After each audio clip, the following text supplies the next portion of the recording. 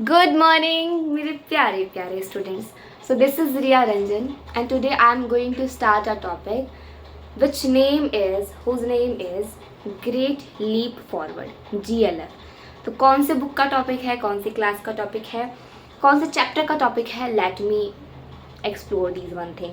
तो ये 12th class का टॉपिक है एंड बुक का नेम है Indian economic development. Let me show you the book. This is my book.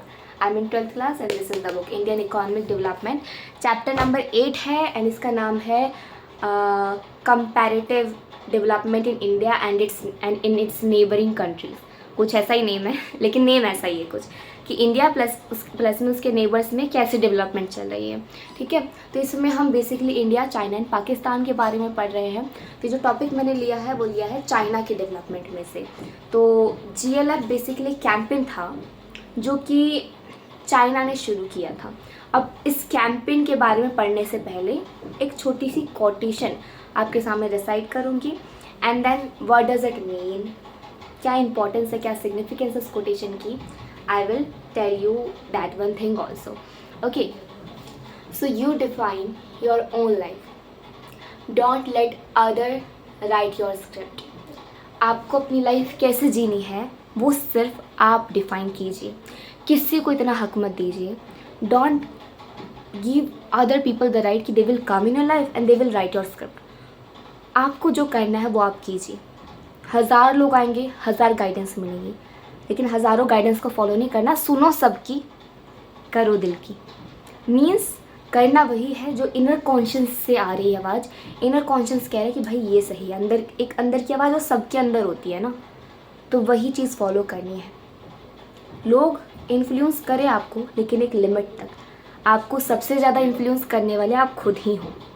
Keep this thing always in your mind. Means अपनी life कैसे जीनी है, अपने मुताबिक जीनी है, अपनी इनर कॉन्शियस के मुताबिक जीनी है. 1000 गाइडेंस में से 4-5 गाइडेंस ही मेरे हिसाब से होने चाहिए, क्योंकि 4-5 ही as per my experience. I am not talking on the perspective of other कि 1000 में से 1000 लोग गाइडेंस देंगे, लेकिन कुछ 4-5 होते हैं जिनमें से हमारे फ्रेंड्स आ जाते हैं, हमारे टीचर्स आ जाते हैं, हमारे पेरेंट्स आ जाते हैं, और कुछ रिलेटिव्स आ जाते हैं, कुछ अननोन पर्सन भी आप बोल सकते हैं. तो उन 4-5 लोगों की ही बात माननी चाहिए जो आपको लग रहा है कि हाँ भाई ये इंसान ना कुछ पते की बात कर रहा है, इसकी बात में थोड़ा दम लग रहा है. जैसी मेरी सोच है, इस इंसान की भी सोच कुछ वैसी वैसी है. लेकिन provided you should be on right path. पता चले आप गलत जा रहे हैं और कह रहे हैं अरे रिया दीदी ने बताया था कि सुनो सबकी, करो मन की. So you right your own life, the script of your own life. Don't let other people right script of your life. दूसरों को इतना हक नहीं देना है. दूसरों का इन्फ्लुएंस आपकी लाइफ में बहुत बहुत बहुत कम होना चाहिए. खुद के दम पे जिए, इंडिपेंडेंट बने, खुद के माइंड को डेवलप करें. भाई मेरे पास भी दिमाग है, मुझे भी पता है क्या करना है, मैंने भी लाइफ एक्सपीरियंस किया है. This should be your attitude. इतना इंडिपेंडेंट बन जाना है लाइफ में. So that was the quotation, that was the lesson which I always give to you whenever I start a video. So शुरू करते हैं. GLF का मतलब क्या होता है? Great leap forward. ग्रेट महान, लीप मतलब जंप एंड फॉरवर्ड आगे. तो इसको ब्रेक डाउन करने से पहले ये समझते हैं. GLF चाइना में स्टार्ट हुआ. कब इम्प्लीमेंट हुआ? 1958 में इम्प्लीमेंट हुआ. डेट्स आर समथिंग जिसको आप 1-2 बार पढ़ रहे हैं, आप 1-2 बार पढ़िए, ख़त्म कहानी. ज़्यादा टेंशन लेने की नीड नहीं है कि oh my God dates are there, how would I learn it. No, you have not take that much pressure in your mind कि डेट्स आ गई तो कैसे याद करूँगी. स्टार्टिंग में जब आप चैप्टर पढ़ रहे हैं डेट्स पढ़िए, और बीच बीच में कभी एक आध बार देख लीजिए कि अच्छा इस डेट में इम्प्लीमेंट हुआ था. एंड देन जब एग्ज़ाम्स आता है तब तो प्रेशर रहता ही है माइंड में, सोल में, हर जगह प्रेशर प्रेशर प्रेशर. और इस प्रेशर में तो बंदा याद कर ही लेता है. Okay, so GLF was implemented in 1958 by who? Mao Zedong. अजीब नाम, राइट? इंडियंस के लिए माओ जेडोंग तो अजीब नाम होगा ही. कोई बात नहीं, याद तो करना पड़ेगा. अब एजुकेशन सिस्टम में हमारी बुक्स में यही है तो याद तो करना पड़ेगा. सो 1958 में GLF was implemented by Mao Zedong. Okay, अब नेक्स्ट की हर एक कैंपेन का गवर्नमेंट कोई भी स्टेप ले रहा है तो इसका कोई एम होगा. फॉर एग्जाम्पल मैं पढ़ रही हूँ, क्यों पढ़ रही हूँ? I have a aim. Of course I have a aim. I have to become financially stable in my future. I have to become independent. I have to fulfil my dreams which my eyes have seen. तो कोई भी चीज़ अगर हम कर रहे हैं तो उसका एम ज़रूर होना चाहिए, और होता भी है जनरली। सो ये जो GLF कर रही हूँ मैं वीडियो की स्टार्टिंग से, from the initial phase of the video. So what was the aim behind it, इसके पीछे का एम क्या था भाई, अब जानते हैं एम क्या था। तो चाइना की इकॉनमी ना उस वक्त, उस टाइम के 1958 के आसपास अग्रेरियन थी। अग्रेरियन मीन्स एग्रीकल्चर को ज़्यादा प्रायोरिटी दी जाती थी, लोग एग्रीकल्चर में ज़्यादा इंगेज थे। तो that is what mean agrarian.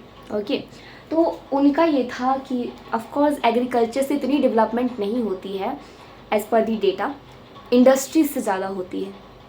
Okay, तो उनका GLF का मेन एम ये था कि एग्रीकल्चर से किस में कन्वर्ट करना है, इंडस्ट्रियल इकॉनमी में कन्वर्ट करना है। देखिए ये मेरा कोई शहर है, ये मैंने इंडस्ट्रीज सेटअप कर दी, ठीक है, right. I setup industries in this area.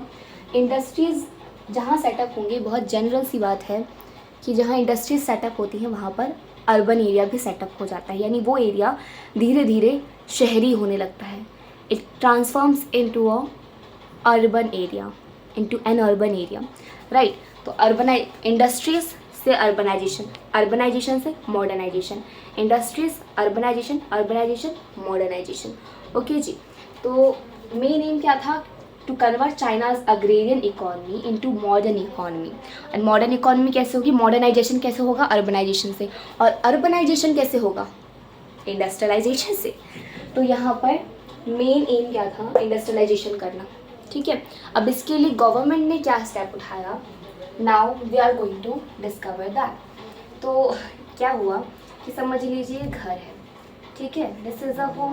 तो हमने इंडिया में क्या देखा है कि आगे एक आंगन होता है। इंडिया में हमने ये देखा ना, डोरेमोन का कार्टून देखिएगा, वहाँ सामने एक आंगन है, घर है और घर के सामने एक आंगन है, फिर बाहर का गेट है। लेकिन वहाँ पर क्या था चाइना में कि वहाँ पीछे भी एक आंगन था, जिसे हम बैकयार्ड कहते हैं जनरली। ओके, तो यहाँ पर क्या है, चाइना में घर है या आगे का आंगन है, दिस इज़ योर बैकयार्ड। तो गवर्नमेंट ने क्या किया कि गवर्नमेंट ने पीपल को कह दिया जो भी इस घर में रह रहे थे कि काम करो ना, तुम एक काम करो कि तुम अपने बैकयार्ड में जो खाली है वहाँ पर इंडस्ट्रीज़ को सजा दो, है ना, खाली बैकयार्ड में इंडस्ट्रीज़ को सजा दो। इससे तुम्हारा बैकयार्ड भी खाली नहीं रहेगा, और प्लस में हमारा इंडस्ट्रियलाइजेशन का एम भी फुलफ़िल हो जाएगा। सो यही हुआ। यहाँ पर क्या हुआ कि GLF जैसे ही इंट्रोड्यूस हुआ तो वैसे ही बैकयार्ड्स में इंडस्ट्रियलाइजेशन करवाने को पीपल को एनकरेज कर दिया कि बैकयार्ड में अपने अपने पीछे वाले आंगन में इंडस्ट्रीज़ को लगा दो। इमेजिन करिए, ये आपका घर के पीछे इंडस्ट्रीज़, थोड़ा स्ट्रेंज सा है क्योंकि कभी देखा नहीं है, मैंने तो कभी नहीं देखा। तो people were encourage to set up industries in their backyard. Okay, अब बैकयार्ड से क्या हुआ कि एक तो हम पर्टिकुलर एरिया में इंडस्ट्री सेटअप करते हैं, लेकिन बैकयार्ड तो सभी के पास था, तो यानी सभी के घरों के बैकयार्ड में इंडस्ट्री सेटअप हो गई ऑन अ लार्ज स्केल। यानी घर जितने भी थे मोस्टली घरों के पीछे इंडस्ट्री सेटअप हो गई, यानी इंडस्ट्रीज़ का अमाउंट बढ़ गया, यानी इंडस्ट्रियलाइजेशन हो गया। यानी जो एम हमने डिसाइड किया था, जिस एम के लिए हमने GLF को लॉन्च किया था, वो एम कहीं ना कहीं पूरा होता जा रहा था भाइयों और बहनों। यानी कहीं ना कहीं GLF का aim was going to accomplished. Okay जी, तो हमने देख लिया, ये बहुत अच्छा आइडिया सा लग रहा है कि बैकयार्ड में इंडस्ट्रीज डेवलप कर दो, सेटअप कर दो। वाह भाई वाह, इसके लिए तो तालियां बजनी चाहिए चाइना के लिए। अब आते हैं नेक्स्ट, इन रूरल एरियाज़। अब गांव के एरिया में क्या किया गया, तो हमने देख लिया कि शहरी एरिया बन चुका है। अब गांव के एरिया में क्या हुआ, मैंने कहा कि एग्रीकल्चर, जो अग्रेरियन इकॉनमी था, जो एग्रीकल्चर लार्ज स्केल पर था चाइना में, उसे ट्रांसफॉर्म करने की कोशिश की गई, किसमें, इंडस्ट्रियल इकॉनमी। लेकिन इसका मतलब ये नहीं कि एग्रीकल्चर को पूरी तरीके से पैरिश कर दिया गया, पूरी तरीके से they brushed aside the term name as agriculture. तो एग्रीकल्चर को इतना अंडर एसेस नहीं किया गया था। तो एग्रीकल्चर के लिए भी कुछ स्टेप्स उठाए GLF में ही क्या स्टेप उठाए, कम्यून्स वर स्टार्टेड। अब कम्यून्स क्या होता है, ध्यान से समझिएगा, it is very easy topic, not that hard, so ध्यान से समझिए, बस keep your listen the video with all your ears, okay. अब कम्यून्स क्या होता है वो समझते हैं। अब आपने बेसिकली खेत देखे होंगे, ऐसे खेत रहते हैं, बाउंड्रीज बनी हुई रहती हैं, ये अगर आपने खेत देखा, जहाँ तक मैंने खेत देखा तो ऐसे ही देखे मैंने, ये बाउंड्रीज बनी हुई रहती है खेतों में। ये समझ लीजिए ये मेरा खेत है, ये मेरा खेत है, ठीक है। यहाँ पर आई डू कल्टिवेशन, यहाँ पर I do cultivation, right. And बाकी ये जो कितने बच गए, 3 4 7 में कोई और कल्टिवेशन करता है। तो कम्यून्स बेसिकली क्या होती है कि ऐसे तो मैं अलग अलग, ये अलग, मैं अलग कर रही थी, ये बंदा अलग कर रहा था, ये इंसान अलग कर रहा था, ये इंसान अलग खेती कर रहा था, लेकिन अंडर कम्यून्स क्या होता है कि हम क्या करते हैं, दोस्ती कर लेते हैं, कि ये काम करते हैं, अलग अलग खेती करने के बजाय हम ना साथ में खेती करेंगे, collectively cultivation we will do on the farm, अपने अपने खेतों को मिला के। तो इसी एरिया को जो कलेक्टिवली खेती करोगे ना, उसी को हम कम्यून्स कहते हैं, ओके। अब कम्यून्स का फ़ायदा क्या होता है कि साथ में खेती करेंगे आप, साथ में आप जो भी आउटपुट है साथ में निकालेंगे, पैसे भी कम लगेंगे, पैसे कम लगेंगे यानी सब साथ में जब कंट्रीब्यूट करेंगे खेती में तो ऑफकोर्स पैसे कम लगेंगे। और प्लस में जब आप उसे बेचने जाएंगे तो आपका एक दबदबा होगा कि इतने सारे फार्मर्स आए हैं अपने प्रोडक्ट को बेचने के लिए, तो कोई भी जो शॉपकीपर है वो नहीं चाहेगा कि इतने सारे कस्टमर्स को मैं जाने दूँ, तो आप जितना डिस्काउंट मांगेंगे उतना मिलने के चांसेस हैं। सो this is the profit of doing collectively farming, यानी आपको डिस्काउंट ज़्यादा मिल सकता है। डिस्काउंट ऑन व्हाट, जब आप इम्प्लीमेंट्स खरीदेंगे, इनपुट खरीदेंगे, एंड जब आप अपने आउटपुट बेचने जाएंगे तो शॉपकीपर आपको थोड़े ज़्यादा पैसे में भी आपके आउटपुट खरीद लेगा और आपको थोड़े ज़्यादा पैसे दे देगा, क्योंकि उसे दिख रहा है ना बहुत सारे कल्टीवेटर्स हैं, इतने सारे कस्टमर्स को मैं नहीं जाने दूंगा। यानी जब आप इनपुट ले रहे हैं तब आपको डिस्काउंट ज़्यादा मिलेगा, और जब आप आउटपुट बेच रहे हैं तब आपको उसको रिटर्न करके जो मनी मिलेगा वो भी ज़्यादा मिलने के चांसेस हैं, ओके भाई। सो लेट प्रोसीड फर्दर कि दैट वाज द कम्यून कि when farmers do collectively farming, okay, collectively farming, that is known as communes. So in rural areas, गांव वाले एरियाज में कम्यून सिस्टम स्टार्ट कर दिया गया, जहाँ पर people collectively cultivated there land, साथ में मिलजुल कर, भाई हम मिलजुल कर सारे काम विद यूनिटी करेंगे, इन अ यूनाइटेड वे करेंगे, तो सब मिलजुल कर क्या कर रहे थे, अपनी फार्म को कल्टिवेट कर रहे थे। अब नेक्स्ट आते हैं कि 2006 में देयर वर 26,000 कम्यून्स, 26,000 कम्यून्स हो चुके थे, कब, 2006 में।